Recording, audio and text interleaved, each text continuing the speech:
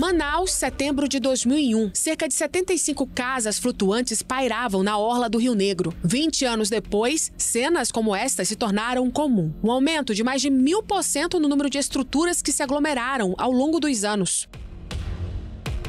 Em 2001, foi aberta uma ação judicial para a retirada dos flutuantes, sob alegação de possíveis impactos ambientais. A princípio, o processo se restringia à zona sul de Manaus, mas depois do trânsito em julgado, a ação foi estendida a outras regiões, como Tarumã-Açu.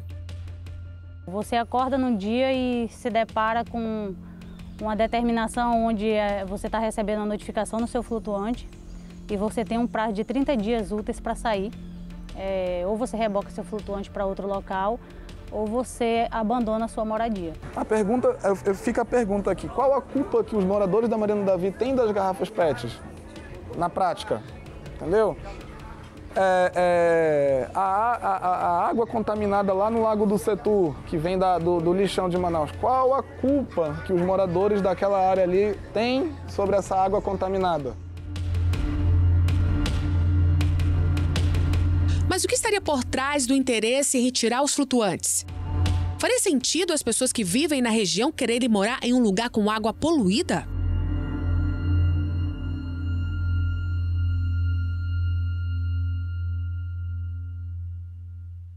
Olá, boa noite. Você que nos acompanha em toda a região norte e várias partes do Brasil, viu algo suspeito? Então mande sua denúncia para o Norte Investigação. Nosso WhatsApp, 92, o prefixo 992972401. O que estiver errado, a gente investiga.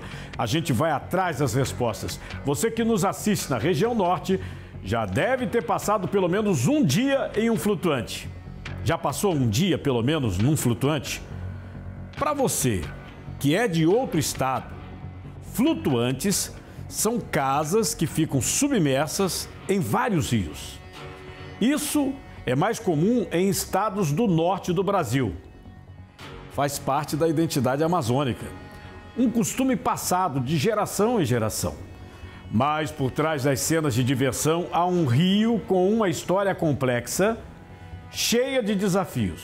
O Tarumã-Açu, que fica em Manaus, por exemplo, já foi sinônimo de águas cristalinas, ambiente tranquilo. E hoje, segundo especialistas, embora algumas análises isoladas mostrem condições aceitáveis, o monitoramento ao longo de mais de 5 anos revela uma tendência preocupante. Acompanhe agora todos os detalhes de mais uma reportagem exclusiva do Norte Investigação. Às margens do Rio Negro, em Manaus, um cenário que mistura tradição, conflito e transformação. Onde antes se viam poucas casas flutuantes, hoje são centenas. Em 2 décadas, o número de estruturas cresceu mais de 1000%, reconfigurando a paisagem e levantando questões que vão além do visual: ambiente, cultura e sobrevivência. Bom, esse movimento dos flutuantes, ele melhorou bastante na renda das pessoas, né? Não só como da minha, como de outros colegas que trabalham, colaboradores que trabalham com nós. Porque hoje é uma fonte de renda a mais, tanto para nós que trabalhamos, como para as pessoas que cuidam, o zelador dos flutuantes, que cuidam dos flutuantes. Então, melhorou bastante, foi uma fonte de renda a mais. Em 2001, foi aberta uma ação judicial para a retirada dos flutuantes, sob alegação de possíveis impactos ambientais. A princípio, o processo se restringia à zona sul de Manaus, mas depois do trânsito em julgado, a ação foi estendida a outras regiões, como Tarumã-Açu. Essa é uma ação que se propôs em 2001, ela não é de agora, ela é muito antiga e ela foi proposta para a retirada de flutuantes no Rio Negro, lá embaixo no bairro de Educandos, em Manaus. E por uma forma inadvertida, essa ação acabou se estendendo após o trânsito em julgado, ou seja, no processo de execução, para outras áreas e para o Tarumã. Isso é absolutamente inconstitucional. E essa é uma questão que a Defensoria Pública sempre apontou. Então, a preocupação que se existia para aquela área lá do Educandos era, obviamente, uma questão de ordenamento do espaço, por conta da existência de flutuantes lá, o que é bastante conhecido há muito tempo. O rio Tarumã-Açu recebe águas de 13 igarapés que cruzam bairros e comunidades de Manaus. Muitos desses igarapés sofrem com poluição decorrente do descarte inadequado de lixo e esgoto. O material se acumula no caminho, chegando aos mesmos locais onde centenas de famílias procuram lazer. Hoje a bacia do Rio Tarumançu ela é alimentada por 13 tributários, são 13 contribuintes que alimentam ele. As três principais nascentes do Rio Tarumançu, elas estão na BR-174. Quilômetro 21, ramal do Pau Rosa, quilômetro 30 e quilômetro 45.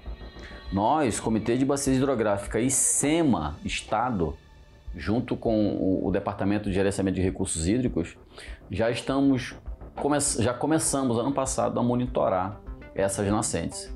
Porque a gente tem outros conflitos nas cabeceiras das nascentes, que são invasões, e aí a coisa vai muito mais além, porque se por acaso essas nascentes morrerem, não fica flutuante, não fica ninguém, porque não vai ter água. O monitoramento das águas do Tarumançu vem sendo feito há anos. Em 2023, um estudo registrou redução na qualidade da água, mas dentro dos limites previstos pela Resolução 357 de 2005 do CONAMA.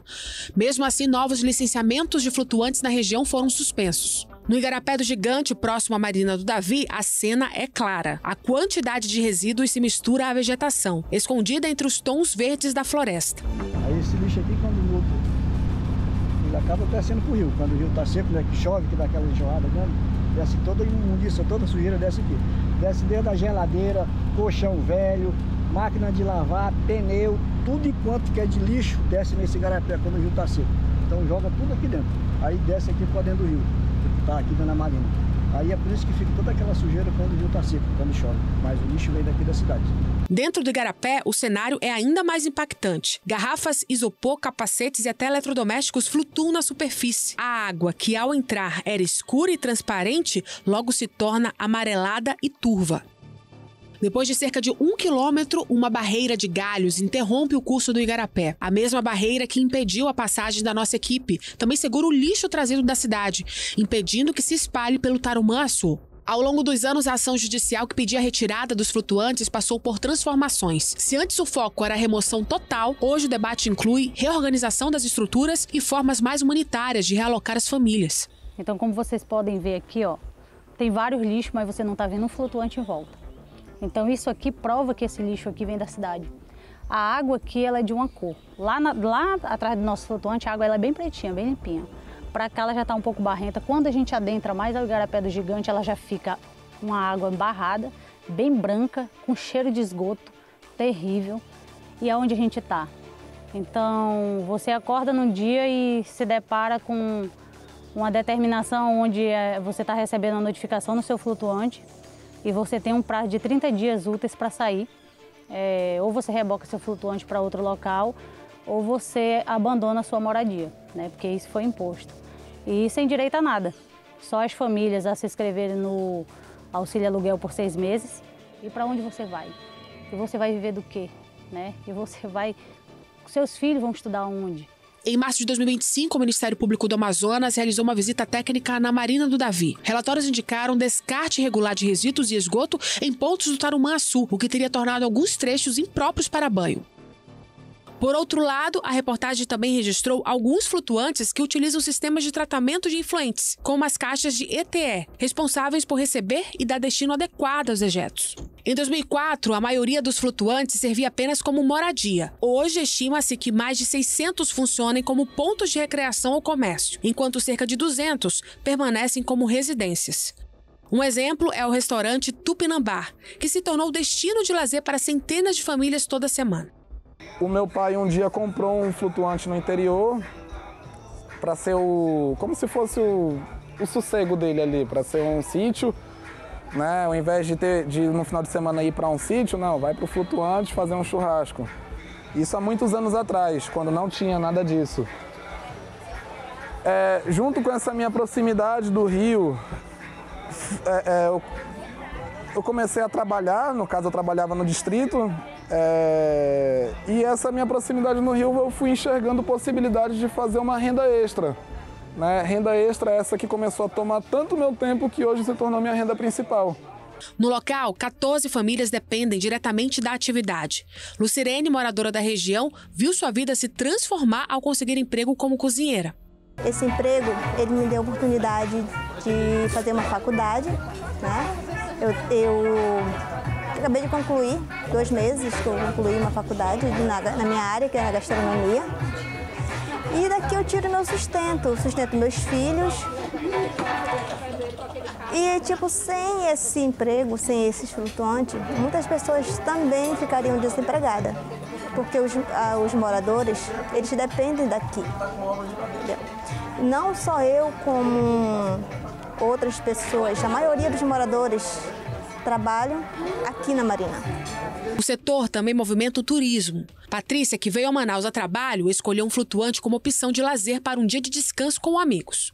Olha, para ser sincera, me surpreendeu. Eu sou apaixonada pela Amazônia. Eu amo Manaus, morei 10 anos aqui. Estou tendo a oportunidade de voltar por conta de trabalho, sobre preservação ambiental. E eu queria saber como que funcionavam os flutuantes e como é que era a sensação de estar neles. Eu acho muito importante os flutuantes, eu acho que faz parte da cultura regional e eu acho que a gente tem que preservar a essência. Eu morei durante, como eu falei, 10 anos aqui e me mudou. E eu tenho um carinho muito especial por esse local. Entretanto, apesar do tratamento realizado por alguns donos de flutuantes, ainda existe risco de contaminação. Impacto causa. Por quê? Lembra quando eu falei para você que dos 700 e pouco flutuantes, somente 200 têm documento? Esses documentos são emitidos pela capitania. A capitania, quando emite esses documentos, ela vai fazer uma vistoria antes de te entregar o teu documento. E nessa vistoria se contempla colete salva-vidas, exemplo, flutuante cabe 50 pessoas, tem que ter 50 coletes. Flutuante tem um espaço X, tem que ter quantidade específica de extintor. Flutuante tem espaço Y, tem que ter a quantidade específica de boia circular, que são aquelas boias de socorro de emergência. A altura do calado, 1 metro. O calado é aquele que é a parte que fica flutuando. O assoalho tem que estar 1 metro da lâmina d'água. E a caixa de ETR, que é exatamente o que recepciona os rejeitos do banheiro e da cozinha.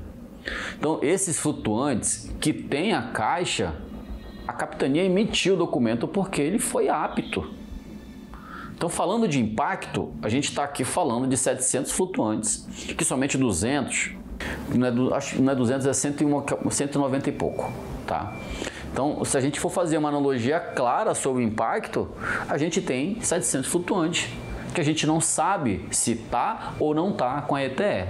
Em agosto de 2025, o IPAAM divulgou uma nova análise das águas do Tarumã-Açu, em parceria com a Universidade do Estado do Amazonas. A ação integra o Programa de Monitoramento de Água, Ar e Solo no Estado. Nesses 5 anos, nós analisamos prioritariamente o índice de qualidade de água, que é composto por 9 parâmetros. No entanto, nós analisamos 154 parâmetros ao todo, mas os que mais se destacam para a interpretação mais simples da população são os coliformes e o pH. Em 2023, nós estávamos monitorando isso e esses resultados colocavam exatamente a perda da qualidade de alguns parâmetros, ou seja, a cada ano se perdia qualidade. E aí o Tarumã é como se o Tarumã respondesse: socorro, socorro, eu preciso de ajuda, né? Isso fez com que nós interrompêssemos, por exemplo, licenciamentos do IPAAM, né, de flutuantes, novos licenciamentos, e efetivamente estamos construindo agora, em parceria da Secretaria de Meio Ambiente com o IPAAM, com a universidade, o plano, né, de bacia, o plano de gestão da bacia, junto com o Comitê da Bacia Hidrográfica do Tarumã, que o IPAAM é vice-presidente desse comitê. Esse sociólogo aponta que, além das questões ambientais, o debate sobre a retirada dos flutuantes envolve também desafios sociais e culturais. Há uma criminalização da pobreza, né?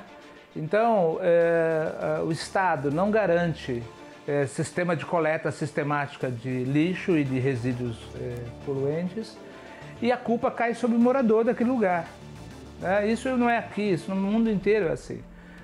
Você, por exemplo, a questão da coleta de esgoto, a cidade não tem coleta de esgoto, não tem sistema de coleta de esgoto. A maioria da cidade não tem. E aí o morador daquele bodozal é culpado pelo mau cheiro do bodozal. É fácil, é mais simples você culpabilizar o pobre, né? Mas esse mesmo Estado, essa mesma lógica, ignora que, por exemplo, uma moradia, um sítio de final de semana, que está jogando os teus dejetos no rio, não são culpabilizados. ninguém fala em retirar aquelas moradias irregulares, tanto na beira do Tarumã como nas áreas de proteção ambiental. No dia 30 de setembro, o Ministério Público e Defensoria Pública propuseram uma petição conjunta, prevendo o cumprimento gradual da sentença que trata da retirada das estruturas no Tarumã-Açu. O Ministério Público foi procurado pela DPE, pelos colegas defensores, no sentido de que nós fizéssemos um TAC para que esse TAC fosse homologado pela Justiça, considerando algumas etapas nessa execução da sentença que nós iríamos sugerir ao juízo. O Ministério Público entendeu que não haveria a menor necessidade de realizar um TAC, uma vez que, como foi dito, a sentença do magistrado foi 100% favorável ao Ministério Público.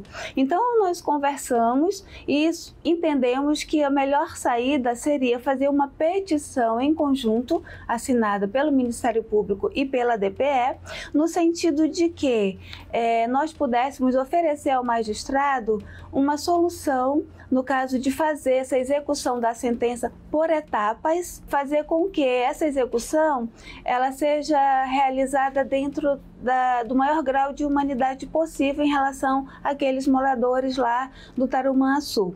Enquanto a Justiça define os próximos passos, o rio Tarumã-Açu segue sendo espaço de contradições, lugar de transporte, pesca e lazer, mas também de poluição e conflitos sociais. A pergunta que fica é: como conciliar o desenvolvimento, o direito das comunidades e a preservação de um dos principais rios de Manaus?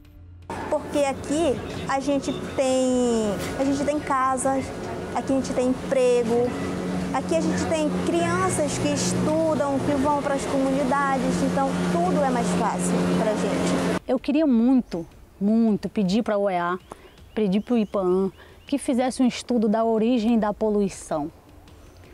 Tire uma amostra d'água atrás dos flutuantes, tire uma amostra d'água na entrada do Igarapé Gigante, tire uma amostra de água a 100 metros mais para dentro do Igarapé Gigante e tire outra amostra d'água a 300 metros mais para dentro do Igarapé Gigante, para a gente de fato saber da origem da poluição que está poluindo o nosso Tarumã-Açu.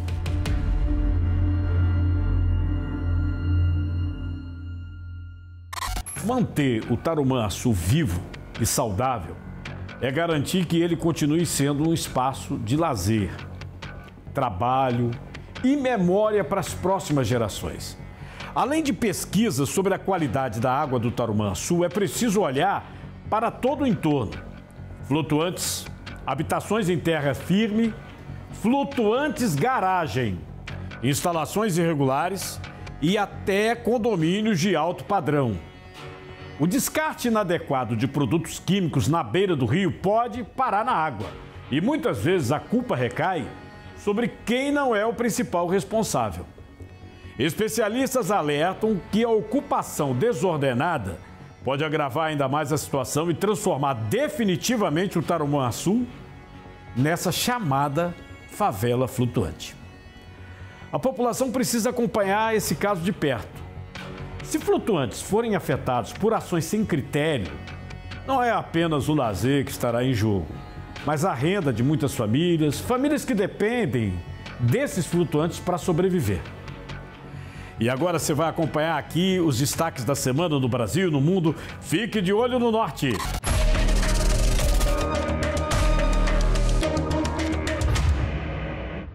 Aqui em Boa Vista, a Força Integrada de Combate ao Crime Organizado deflagrou a Operação Sucursal, que teve como objetivo desarticular o esquema de venda por varejos de entorpecentes aqui no estado de Roraima.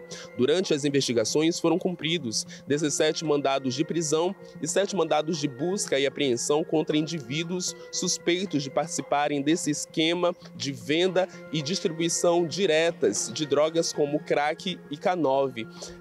As investigações tiveram início depois da Operação Franchise, que revelou esse esquema organizado de comercialização de entorpecentes em âmbito interestadual. Esses indivíduos devem responder pelos crimes de tráfico de drogas, associação para o tráfico e organização criminosa.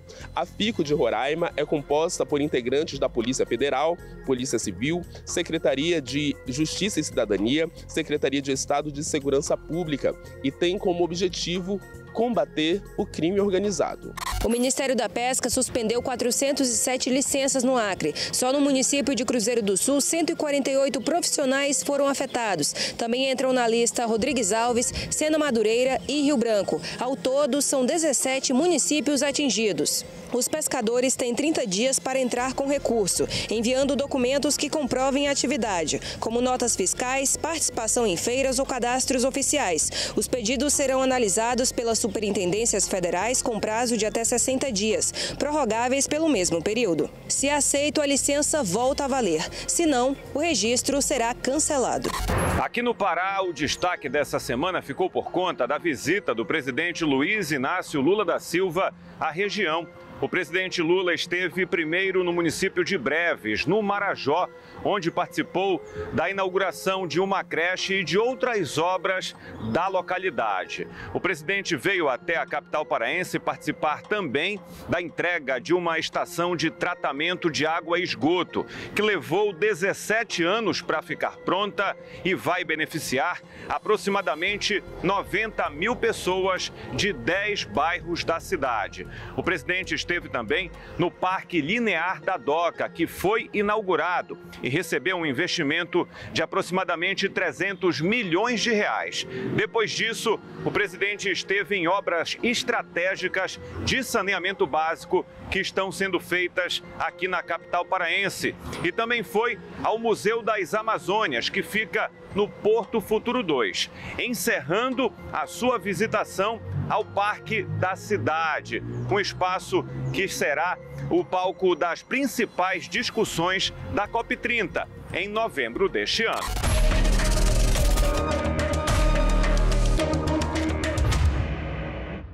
Muito obrigado por sua audiência do Norte Investigação. Você da região norte e de outras regiões do Brasil, continue participando. Envie sua denúncia ou sugestão. Nosso WhatsApp, 92 do prefixo 99297-2401. Próxima semana estaremos de volta com mais uma reportagem investigativa exclusiva. E lembre-se, estamos também no norte.com.br, nas redes sociais e na Rádio Norte FM. Até lá!